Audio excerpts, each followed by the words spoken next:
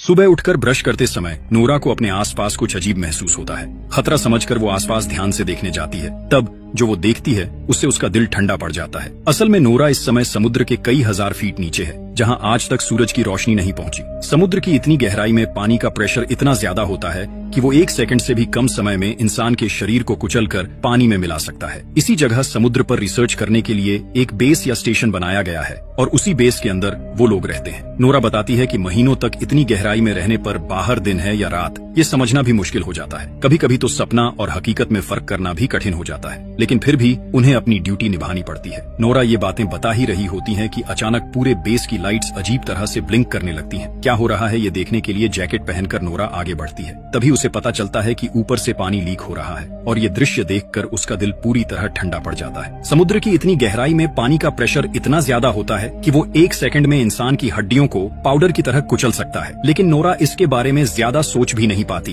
कि अचानक बेस की दीवार टूट जाती है और अंदर पानी घुसने लगता है। अपनी जान बचाने के लिए नोरा पूरी ताकत से दूसरे कॉरिडोर की तरफ दौड़ने लगती है और सो रहे दूसरे क्रू मेंबर्स को जगाने की कोशिश करती है। ऐसा खौफनाक मंजर देखकर वहां मौजूद सभी लोग चिल्लाते हुए नोरा के पीछे दौड़ने लगते हैं। काफी कोशिश के बाद वो लोग एक दूसरे रूम तक पहुंच जाते हैं, लेकिन उस रूम के डोर का सिस्टम फेल हो चुका होता है, इसलिए वो किसी भी तरह लॉक नहीं हो रहा था। समय बर्बाद किए बिना नोरा जल्दी से अपने हाथों से उस डोर के सिक्योरिटी सिस्टम को ठीक करने लगती है। तभी वो देखती है कि कई क्रू मेंबर्स पानी से लड़ते हुए अपनी जान बचाने के लिए उनकी तरफ दौड़ रहे हैं। नोरा चिल्लाकर उन्हें और तेज दौड़ने के लिए कहती है, लेकिन डोर तक पहुंचने से पहले ही समुद्र का पानी उन्हें पूरी तरह निगल लेता है। ये भयानक दृश्य देखकर उनमें से एक नोरा से कहता है कि जल्दी से डोर बंद कर दो वरना सब मर जाएंगे। आखिरकार नोरा फिर से बटन दबा देती है और आखिरी पल में जोरदार आवाज के साथ गेट बंद हो जाता है। कुछ ही सेकंड में सब कुछ फिर से अजीब तरह से शांत हो जाता है। थोड़ी देर बाद उनका एक साथी रोड्रिगो कहता है कि शायद कोई बड़ा भूकंप आया होगा, वरना ऐसा होना मुश्किल है। इसके बाद वो लोग कंट्रोल रूम से संपर्क करने की कोशिश करते हैं,